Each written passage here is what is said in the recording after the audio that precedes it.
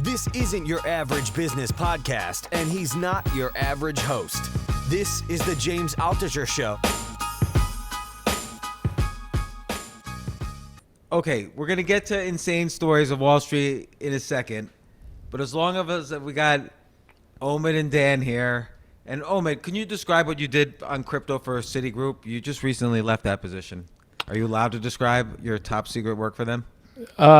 Yeah, sure. I was a contractor for Citi Ventures, which is the corporate VC arm of Citi. But other than venture investing, Citi Ventures is also involved with all the different innovation efforts throughout the bank. So I was sort of a at-large crypto expert that I worked with whatever part of the bank, and sometimes clients had an interest on the topic. And yeah. So this might be dated by the time this episode comes out, but at this moment, the crypto markets are in chaos, and Coinbase, because of bullshit headlines, everybody thinks or suspects might go or has a chance of going bankrupt. Correct me if I'm wrong. This is a mandatory disclosure that was just put into effect by the SEC that all companies that have traded in crypto assets have to just say that, hey, crypto assets, like any other assets, bankruptcy laws apply to them. So it's nothing other than that, but the headlines don't mention that. They just say, oh, Coinbase mentions the word bankruptcy in their SEC filing. Yes, and a lot of this is, I'm sympathetic. A lot of these crypto companies operate in this vacuum where they have to comply with things like requirements of disclosures, but because there are literally no laws and there's no precedence of how they operate, they just say, like, here are the things that can go wrong. And specifically with this issue, it wasn't that Coinbase can go bankrupt. What freaked people out is that if Coinbase goes bankrupt, they had to say something like where you might lose your coins, or Coinbase might lose client coins. Which is also ridiculous. It's as if they're saying Coinbase is like Lehman Brothers in 2008, when in fact Coinbase is more like Fidelity in any year of Fidelity's existence. They just simply take customers' money and they buy what assets the customers want, and they take fees, and that's how they make revenues. They're not like closeted hedge funds like Lehman Brothers was. Let's James, just real quick, let's hope this isn't your Kramer Bear Stearns moment. Yeah, well, so Kramer famously said that your money is safe if you keep it in Bear Stearns, which it wasn't really. And that was the problem. But here's the thing, like, okay, on the one hand, all the headlines are not telling the truth about what this disclosure is really all about. But the real question I have is, could perception equal reality? Like, could there be a run on Coinbase because so many people are scared about the headlines, and that causes the problem? Seems unlikely, because unlike Bear Stearns, as far as we know, Coinbase is not a levered institution. No, but other than that, I mean, so that's what I mean. They don't speculate in anything. They're not like Lehman Brothers. They're more like Fidelity. So even if there's a run, they just liquidate everybody's accounts and return the money, and that's that. Right, and the specific, this comes, I spoke to friends of mine who spoke directly to Coinbase Legal. The reason why they gave this disclosure is that the way they see it, as far as they're concerned, their client assets are held in a bankruptcy remote fashion. That even if Coinbase does go under, clients will just be able to go be like, well, they had 5 of my Bitcoins, and then you get it back. And they're confident that for people who use Coinbase's separate custody service and cold storage, that would hold up. For people who use Coinbase Exchange, so say if you're a retail user and you send a Bitcoin to Coinbase because you want to sell it, those coins are held in a omnibus, commingled, pooled account. And again, as far as Coinbase is concerned, they're still your coins, even though they're mixed with everybody else's coins. Their concern is, again, because there are no laws or no precedents, if a company like Coinbase goes into bankruptcy, maybe a judge would feel differently, right? Maybe if Coinbase has creditors, they put a claim on the coins and they say those are in bankruptcy remote. I get Okay, but which is part two, which is that Coinbase has $6 billion in cash. has been largely profitable until now. This quarter's loss was 490 million, but there's a lot. You have to unpack that number quite a bit to research it. It would be a long time before Coinbase was actually in any trouble. So that aside, right now in the crypto markets, we're getting a lot of liquidations because of margin calls and fear and uncertainties about, the pegged stable coins and so on. Why should crypto exist? Why doesn't it go to zero and some other things? Eventually the world's going to move to a digital asset economy, but it doesn't have to be now, and it doesn't have to be Bitcoin. So I'm being the devil's advocate, why should you be a believer that that's not what's happening here? Well, I wouldn't actually agree with that statement if we say all crypto. Like, there's plenty of crypto that I would argue should not exist. Oh, yeah. Let's say 95% of crypto. When Right. I say crypto in this case, I just mean Bitcoin. Yeah. So why I think Bitcoin should exist because it is algorithmically minted and apolitical money that in the world that we live in now serves a useful purpose. It's sort of like the Switzerland of money, that in a time of growing global conflict and polarization and things like what happened with Russia, Ukraine, the fact that individuals, corporations, and governments have a way where they can transact value where another government cannot prevent them is useful. Right. I agree. And the idea that there's this, just like you don't do business with people you don't trust, you don't use currency you don't trust. Like if I wanted to pay you if I wanted to buy your book and I said, look, Omid, I'll buy your book, but I need to pay you in rubles, you'd probably say no way, because you don't trust rubles and the dollar and people trust the dollar, but with the dollar, there's still like a handful of people who are deciding monetary policy, deciding the value of the dollar in your pocket, and you can't fully trust it. Not to mention all the intermediaries for a transaction, all the transaction fees, the potential for fraud and forgery and so on. So all that aside, though, the dollar is more trustworthy than any other currency. Why can we hope, and again, I'm playing devil's advocate because I'm bullish, but why can we hope that or believe that Bitcoin will not go to zero and they'll just figure this whole crypto thing out later? I think the fact that two things. One, what I said earlier, that it does actually serve an important utility. And that's not today. Yeah. And that's not the utility of a speculator who wants to trade something or bet on something to go up. There are a lot of things you can use for that. But one thing that's actually very unique about Bitcoin as far as money is concerned is that other than cash, Bitcoin is the first money in history that comes with its own payment system. It's certainly the first digital money in history that comes with its own payment system. The dollar doesn't have that. If I want to send you dollars, if we were in the same room, I could give you cash. Otherwise, we have to go through a myriad, one of multiple different payment systems that are controlled by a corporation or a government. And, at best, that means that we pay fees that we'd rather not pay. And there are probably delays but there's upside too, though. Like, I trust Visa. I trust PayPal. I trust the U.S. government on the whole. Now, I admit I'm paying fees and there's privacy issues, but for the average citizen, who cares? Like, and the fees are baked into the prices of everything anyway.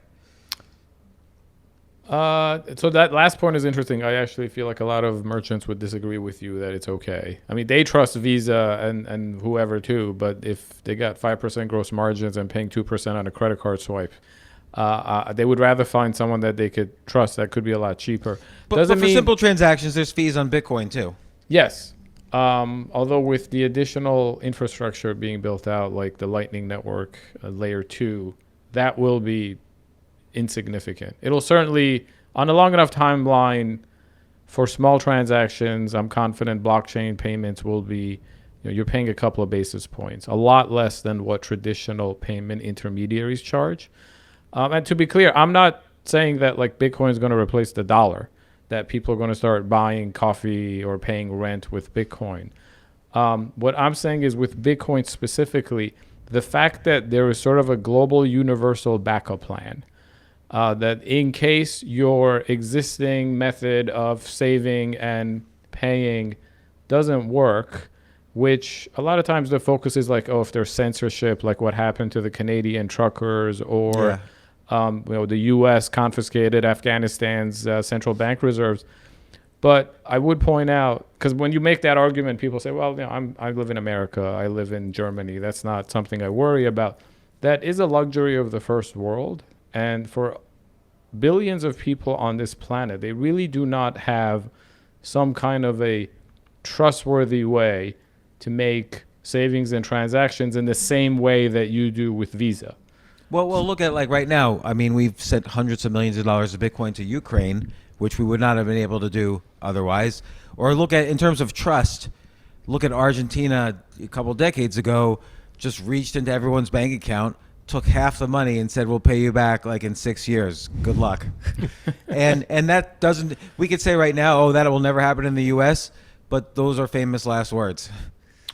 Right. And I think what's great about the existence of something like a Bitcoin is that it encourages the powers that be to not go to to not turn it up to 11 when it comes to things like financial censorship, because now they'll have to say, oh, if we start doing a lot of things like that, for example, if we start saying, oh, we don't like this protest movement, so we're going to prevent it from using PayPal or have a bank account, which did come out of the Canadian trucker movement. But there's no reason why you could have a right-wing politician that says, oh, I don't think the Black Lives Matter movement should be able to receive funding. Right, and the interesting thing about the Canadian one is he invoked a law that they had recently passed that had never been used, and he invoked it incorrectly, and no one did anything about it. Yeah.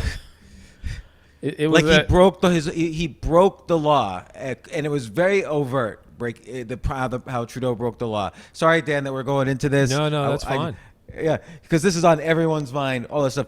But Omid, I want to go even one level deeper, which is Ethereum and other crypto apps and DeFi and so on, because those things obviously are even getting hit more than Bitcoin, and there's a lot of investors. Let's say I have a real world use case for NFTs, and one thing I don't know if I think we've all discussed this, is a basic real world use case might be ticketing. New York Knicks sells me a ticket for $100. I sell it to a scalper for $500. The scalper sells it to someone for $1,000. The New York Knicks only makes money on the transaction to me. But if all tickets were turned into NFT, if there was an NFT ticket master, then the Knicks would make royalties on every secondary transaction. And this is a great real world use case. This is actually being developed. It's no different than some other applications like NFTs and crypto for medical care and records and real estate deeds and so on. But we all say, oh, this is what Ethereum and NFTs and crypto are good for. But why can't just a centralized secure database do this? Do any of these things? Because you wouldn't have the same trust assurances. So there's a term in crypto that's kind of counterintuitive, but it's this idea of trustlessness, which is that a trustless system is one where you don't trust anyone, but you trust the outcome.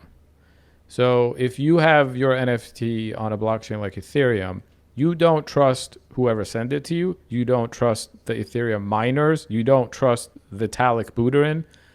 You don't trust your wallet provider, and you don't have to. It's designed in a way that you can still trust that your NFT is your NFT, and that if you go to send it to Dan, nobody can stop you. And now Dan can trust that he gets the NFT without even having to trust you. But what if like Amazon or Google made the secure database for ticketing to provide all the functionality I just described? Yeah. Which I trust Google and Amazon. I mean, some people don't on the fringes, but in general, I use Google. I don't think they're using my data for anything nefarious. So I use Gmail. I don't think they're reading my emails every day. So what's the issue? Why do I really need NFTs and Ethereum for this? One, not everybody would agree with you. And by the way, isn't the point of Gmail for them to read your emails? Like, why? I was just going to say, I think they're reading mine every day. I don't.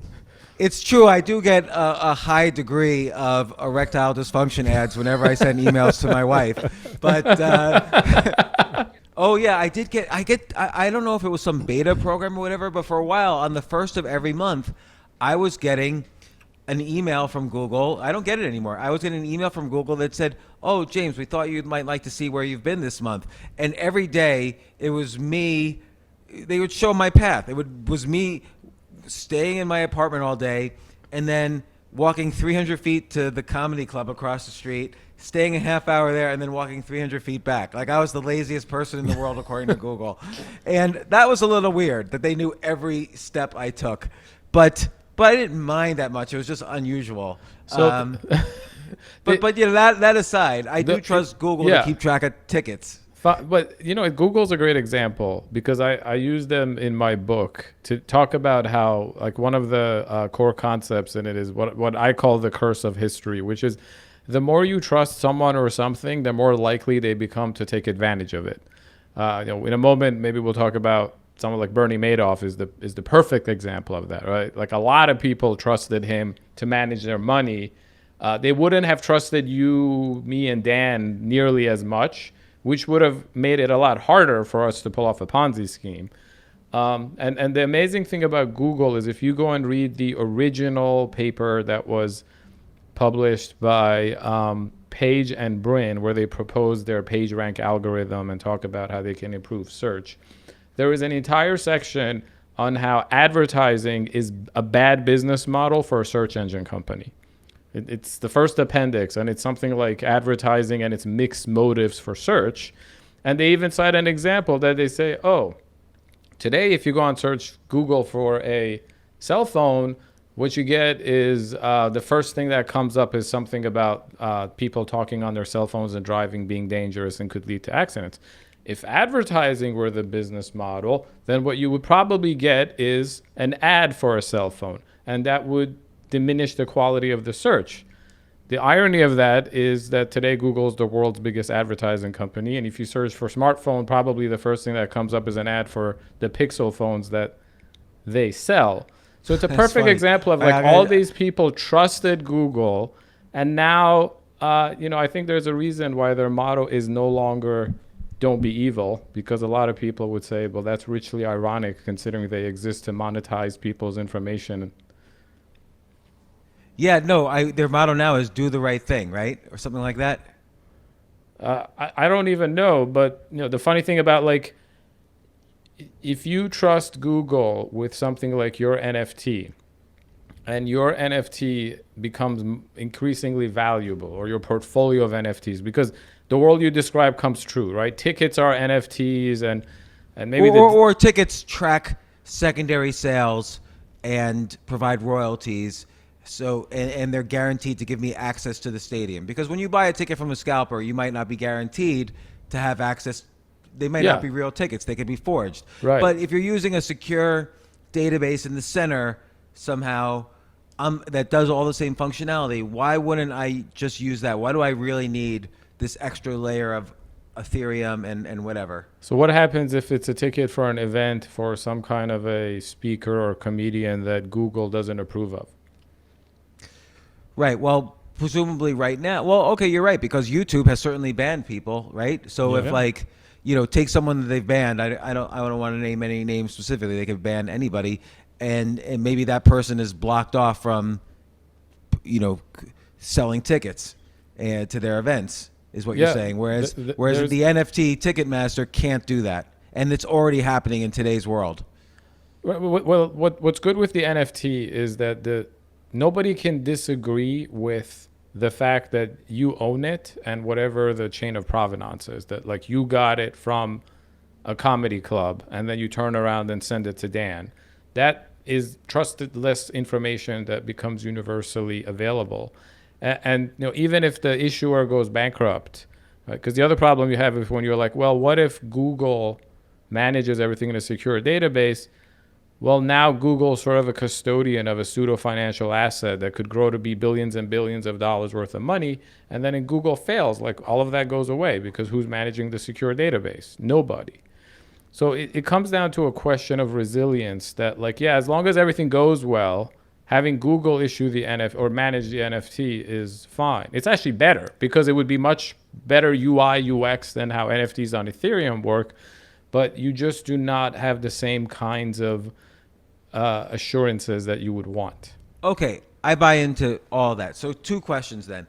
One is, do people understand that? Because again, we know very smart people. Like we all know Nassim Taleb. Nassim Taleb's been in our trading circles since we started trading, and he's been on this podcast. I'm a big fan of his books, but he wrote a paper today, basically saying, none of this is true. Like all of this could go to zero. So why is he such a smart guy? Why is he so wrong here? Because I believe what you're saying. By the way, I'm a big fan of Nassim too, and I've had lengthy conversations about this with him, and he actually blurbed my book, kindly enough, as did one James Altucher. Nassim and I, yes, two peas in a pod. Yeah. Well, I thought it was good to represent the pro, the believer and the anti. And I think actually Nassim makes certain good points about crypto, but part of appreciating all of this is you have to be able to take all of these different variables and factors and see them come together into one elegant solution. And Nassim has not reached that point yet. I hope someday he does. But otherwise, why he hasn't reached that? He's a genius. That I couldn't tell you. I think part of it is actually, in my experience, the smarter people are and the more knowledgeable they are about the way the world has worked up until now, the harder it is for them to appreciate why this different way of building trust could potentially be superior. So in my case, I guess I was kind of an idiot, and then I stumbled into Bitcoin, which it was easier to learn it. But I did go through this multi-year process where I was skeptical and confused. I thought there was something unique about it, and I wanted to learn more. And then eventually I realized I just had to learn to let go of my mental model of how people interact or how a financial system works. And then once I did that, I was able to sort of like see the light on how this new way of building trust, which unlike every other way, including the ways that Nassim supports, was invented for the world of today, right? Like, let's not take for granted that almost all of our existing systems, especially for anything remotely financial, was at least architected before the internet and smartphones and all of that. Like, it was built for a world where people still used mainframes and made telephone calls and stuff. So assuming what you're saying is a truth about, Bitcoin, Ethereum, crypto in general, is there enough momentum behind this truth that it sticks around? Even though, let's say, some small percentage of the world now is using anything crypto related, is there enough momentum to keep it going, or will people fall back into the dark ages pre-crypto and try to do this with secure databases and PayPal and Venmo instead of Bitcoin? And, because we're just at the beginning of adoption. Honestly, we're at the internet in 2001, where it's been around, the web had been around 10 years, but people still thought it was a fad and no one had put in their credit card numbers into e-commerce sites yet. Yeah, I think it's clearly volatile, because the prices are volatile. So what happens is, like, a bunch of people get really rich off of crypto, and then you have a period like this past month where a bunch of people lose a lot of money in crypto. But the direction of travel is in building momentum. And a good example of that are the NFTs that you mentioned for things like art and collectibles. That's a brand new asset class that never existed before. And there was that a worthwhile asset class? Like, I don't care about that stuff. And I know some people do, but even that market's starting to slow down. Yeah, and there too, I wouldn't be surprised if maybe not even 95, maybe 99% of all these NFTs end up worthless. But it was interesting to me how I've met a lot of people in the past year who had no interest in Bitcoin or blockchain or DeFi or stable coins, but there was something about the idea of digital collectibles that resonated with them. So they went through the trouble of setting up a wallet and going to one of these platforms like OpenSea and buying an image or a video or a song or something. By the way, the other thing you mentioned about the adoptance of crypto is the UI. So clearly, the UI of a bank is better than the UI of Sushi Swap or some DeFi exchange. Depends on the bank, but let's go with this. Yeah. But I do think that gets solved. It reminds me of Unix. So Unix is a very academic, almost obscure outside of academia and techies operating system. And so Linux was created to make it a little more usable, but even that wasn't usable. But then suddenly you had companies like Red Hat and VA Linux, which constructed solutions that made the UI 1,000 times better. And now every company uses Linux. You're using it right now, even if you don't realize it. One of the devices on your desktop is Linux based, at least, if not all of them.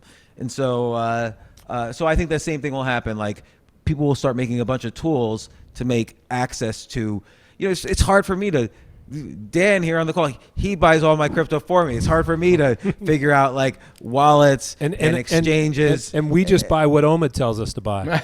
Exactly.